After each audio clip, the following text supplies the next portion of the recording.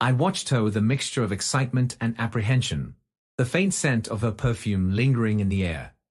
"You sure you don't want to come, honey?" Sue asked, flashing me a smile as she folded a dress into her suitcase. I hesitated, torn between my obligations at work and the desire to accompany her. "I wish I could, but you know how hectic things are at the office right now. I don't think I can afford to take time off." Sue's smile faltered for a moment, but she quickly masked it with a nod. "It's okay, I understand. I'll just have to bring back enough stories to make up for your absence." As she zipped up her suitcase, I couldn't shake off the nagging feeling in the pit of my stomach. Something about this trip felt off, but I couldn't quite pinpoint what it was. Brushing aside my concerns, I hugged Sue tightly and kissed her forehead. "Have fun, sweetheart. Take lots of pictures for me," I said, trying to push aside the unease creeping into my thoughts. Sue returned my embrace, her arms wrapping around me tightly. "I will, I promise. And don't worry, I'll be back before you know it." Little did I know, those words would soon come back to haunt me as the events of the wedding in Vegas unraveled, changing the course of our lives forever. Days turned into weeks, and with each passing moment, the tension between Sue and me seemed to thicken like an ominous fog. Her return from the wedding in Las Vegas brought with it an unsettling change in her demeanor. Gone was the warmth and affection she once showered me with, replaced instead by a distant and guarded air. "Sue, is everything all right?" I ventured one evening, as we sat across from each other at the dinner table, the silence between us deafening. Sue's gaze flickered away from mine, her fingers tracing the rim of her wine glass. "I'm just tired, that's all. It's been a long week." Her response did little to ease the knot of unease coiling in my stomach. Something wasn't right, and I couldn't shake off the feeling that Sue was hiding something from me. As the days stretched into weeks, Sue's behavior only grew more erratic. She became evasive, avoiding my questions and deflecting any attempts at intimacy. It was as if she had erected an impenetrable wall around herself, shutting me out completely.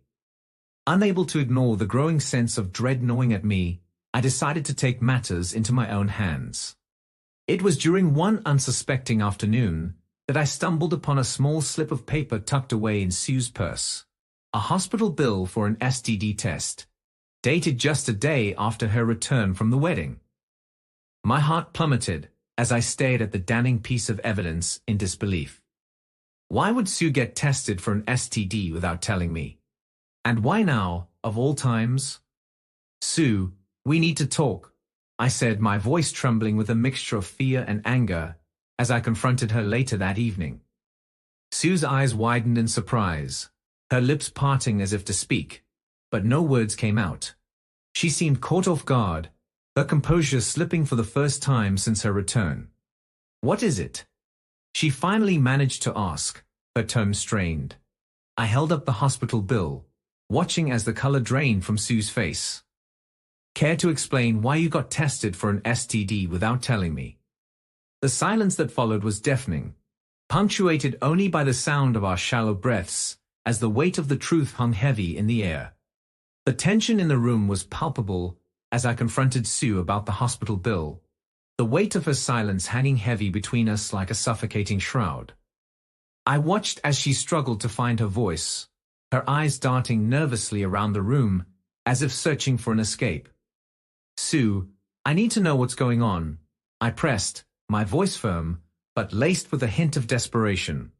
She swallowed hard, her hands trembling as she wrung them together in her lap. I can explain," she stammered, her gaze flickering to the floor. "Explain what, Sue? Why you got tested for an STD without telling me? Why you've been acting so distant and secretive?" I demanded, the frustration bubbling up inside me threatening to boil over. Sue's silence spoke volumes, her inability to meet my gaze a damning admission of guilt. And then, in a moment of heartbreaking clarity, the truth spilled from her lips like a torrential downpour. "I cheated," she whispered, her voice barely above a whisper as tears welled in her eyes. The words hung in the air between us, heavy, and suffocating. I felt as though the ground had been ripped out from beneath me, leaving me adrift in a sea of betrayal and heartache. How could you? I choked out, the pain of her confession slicing through me like a knife. Sue's tears fell freely now, her shoulders shaking with the weight of her guilt. I don't know, I was weak, and I made a mistake. But please, you have to believe me when I say it meant nothing. You're the only one I love. But her words offered little solace, the sting of her betrayal burning like a brand on my soul. In that moment, I knew that our marriage was irreparably broken, shattered beyond repair by the devastating revelation of her infidelity. With the weight of Sue's betrayal heavy on my shoulders, I knew I had to take action. Seeking closure and a semblance of justice, I reached out to a lawyer, determined to navigate the murky waters of divorce. Sitting across from the attorney in his dimly lit office, I felt a strange sense of detachment, as if watching the scene unfold from a distance. The lawyer, a middle-aged man with a sympathetic gaze, listened intently as I recounted the painful details of Sue's infidelity. "I'm so sorry you're going through this," he said, his voice soft with genuine empathy. "But rest assured, we'll do everything in our power to ensure you get the closure you deserve." His words offered little comfort, the ache of betrayal still raw and throbbing beneath the surface. But as he outlined the legal proceedings and the steps we would need to take, I felt a glimmer of hope flicker to life within me. "I want to file for divorce," I stated, my voice steady despite the turmoil raging inside me. The lawyer nodded solemnly, his expression grave. "I understand. And I'll do everything I can to make this process as smooth as possible for you." As I left the lawyer's office, divorce papers in hand, I couldn't shake off the feeling of emptiness that gnawed at my insides. But deep down, I knew that seeking closure was the only way forward, the only path to healing the shattered pieces of my broken heart. In the aftermath of confronting Sue and initiating the divorce proceedings, I found myself grappling with a tumult of conflicting emotions. The decision to end our marriage weighed heavily on my heart, but I knew it was the only way forward, the only chance for both of us to find some semblance of peace and closure. With the divorce papers finalized and the legalities sorted, I made the difficult decision to prioritize my own well-being and that of our son. Though the pain of Sue's betrayal still lingered like a bitter aftertaste, I knew that staying in a broken marriage would only prolong the agony for both of us. As I packed my belongings and prepared to leave our shared home, I couldn't help but feel a pang of sadness at the thought of leaving behind the life we had built together. But amidst the sorrow, there was a glimmer of hope, a flicker of possibility for a brighter future ahead. "Dad, where are you going?" My son's voice broke through my thoughts, his eyes wide with confusion as he watched me gather my things. I crouched down to his level, forcing a smile despite the heaviness in my heart. "I'm just going to stay with Grandma and Grandpa for a little while, buddy. But I'll be back soon, I promise." His brow furrowed in concern, but he nodded understandingly, his small hand reaching out to squeeze mine reassuringly. "Okay, Dad, but don't be gone too long, okay? I'll miss you." Tears pricked at the corners of my eyes as I wrapped him in a tight embrace, the weight of our separation settling heavily on my shoulders. But as I watched him run off to play with his toys, I knew that this temporary distance was necessary for both of us to heal and move forward.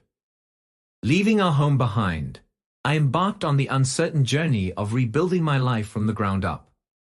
Though the road ahead was fraught with challenges and uncertainties, I found solace in the knowledge that I was no longer shackled to a love tainted by betrayal and deceit.